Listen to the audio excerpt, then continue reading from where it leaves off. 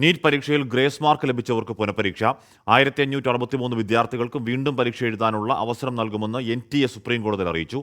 ഈ മാസം 23-നാകും പരീക്ഷ നടത്തുക. പരീക്ഷയിൽ അട്ടിമറികൾ നടന്നിട്ടില്ല എന്ന് കേന്ദ്ര വിദ്യാഭ്യാസ മന്ത്രി ധർമ്മേന്ദ്ര പ്രധാൻ പറയുകയാണ്. ഹരിയാനയിലെ 6 കേന്ദ്രങ്ങളിലെ ഉദ്യോഗാർത്ഥികൾക്ക് അധിക മാർക്ക് നൽകിയതിനെ തുടർന്ന് 1-ാം റാങ്ക് ലഭിച്ചതാണ് വിവാദത്തിന് കാരണമായത്. സുപ്രീം കോടതിയിലെ ഹർജിയിൽ NTA സമിതി നൽകിയ റിപ്പോർട്ടിലാണ് അധിക മാർക്ക് ലഭിച്ചവർക്ക് വീണ്ടും പരീക്ഷ നടത്താമെന്ന് നിർദ്ദേശിച്ചത്.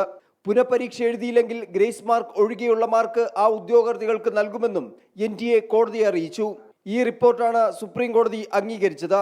കൗൺസിലിംഗ് തടയാനാവില്ലെന്ന് വ്യക്തമാക്കിയ കോടതി NTAയോട് വിശദീകരണവും ആവശ്യപ്പെട്ടിട്ടുണ്ട്. ഇതോടെ 1563 ഉദ്യോഗാർത്ഥികൾക്കായിരിക്കും ഈ മാസം 23-ന് പുനഃപരീക്ഷ നടക്കുക. പരീക്ഷാഫലം 30-ന് തന്നെ പ്രഖ്യാപിക്കും.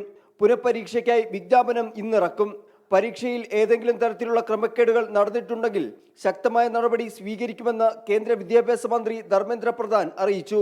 नीट जेई और CUET इतने बड़े देश में जब 13 लैंग्वेज में एग्जामिनेशन होगा, विश्व के कई देशों में एग्जामिनेशन सेंटर होगी, कई प्रकार के स्टूडेंट्स उसमें पार्टिसिपेट करते हैं.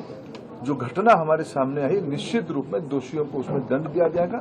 लेकिन मैं विद्यार्थियों को मुख्यतः और अभिभावकों को आश्वस्त करना चाहूंगा. ഈ വർഷത്തെ പരീക്ഷ റദ്ദാക്കണമെന്നാവശ്യപ്പെട്ട് വിദ്യാർത്ഥികൾ സമർപ്പിച്ച ഹർജിയിലാണ് ജസ്റ്റിസുമാരായ വിക്രംനാഥും സന്ദീപ് ബേത്തയും അടങ്ങുന്ന അവധിക്കാല ബെഞ്ചിന്റെ ഇടപെടൽ. 24 ഡൽഹി.